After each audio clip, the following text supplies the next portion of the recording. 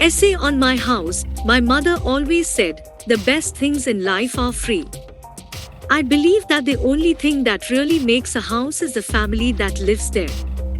In this essay, I am going to show you why my family means so much to me more than any other thing and why this is the house that I want to live my whole life in.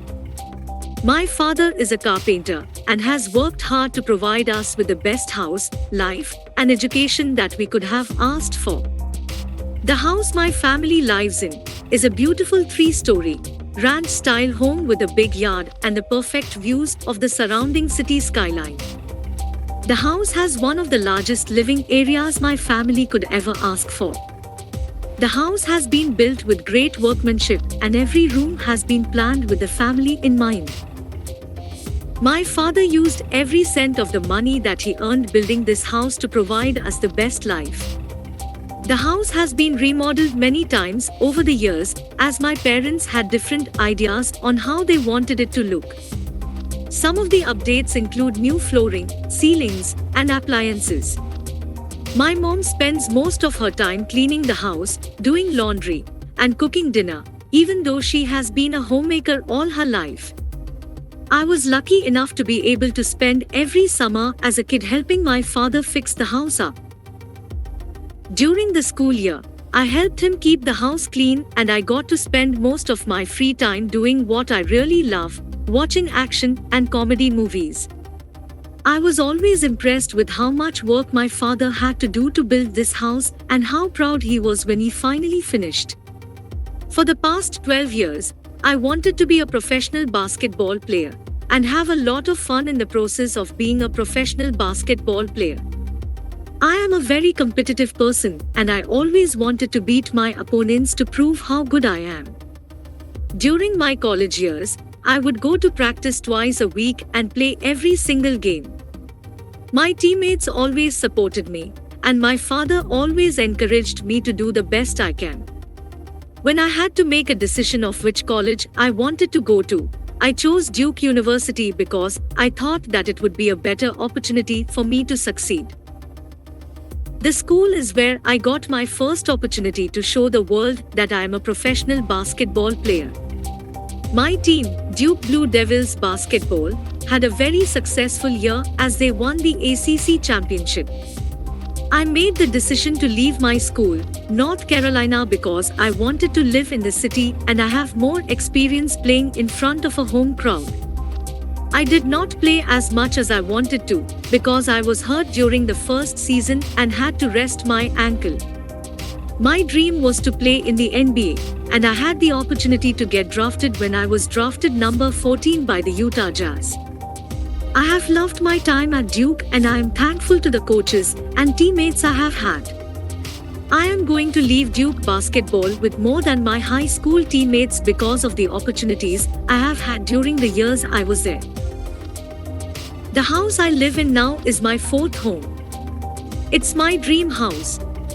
It's big, and there is room for everything: books and furniture, clothes, pictures, toys, whatever. It's the perfect house for a 3-year-old boy. It's even pretty. My sister bought it when she moved in, and we have added lots of stuff since then. It's a good place to live and it's warm in the winter, cool in the summer, and light-filled in the daytime. But my house is not a house for me. I'm the oldest of 4 siblings and I'm usually the last one in my family to find a place.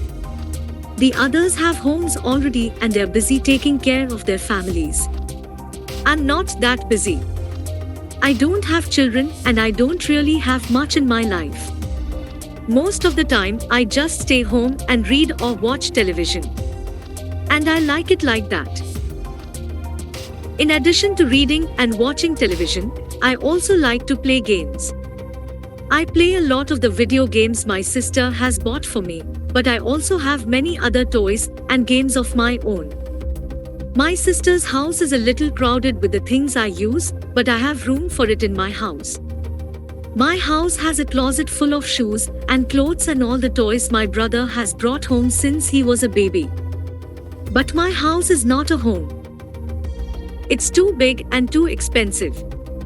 A one-bedroom apartment in my neighborhood is much smaller and much cheaper than my house.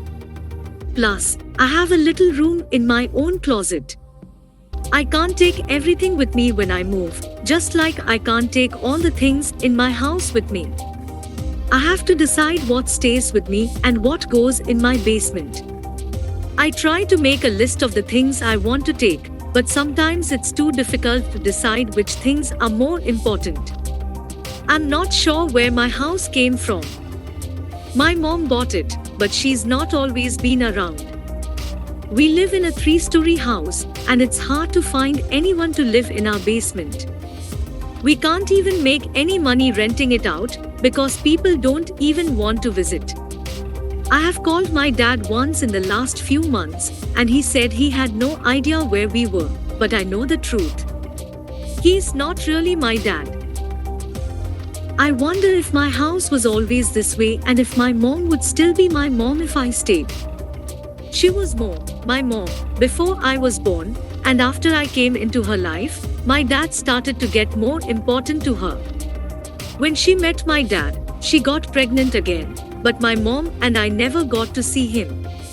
So my mom went back to her old life, and I thought she would never get to know me. I always wondered if I would have had a different life if I had stayed.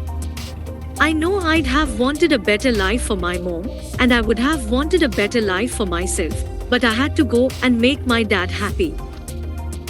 I know the decision I have to make was hard for my mom, but my dad's the one who didn't want me, and it's not like he's changed his mind.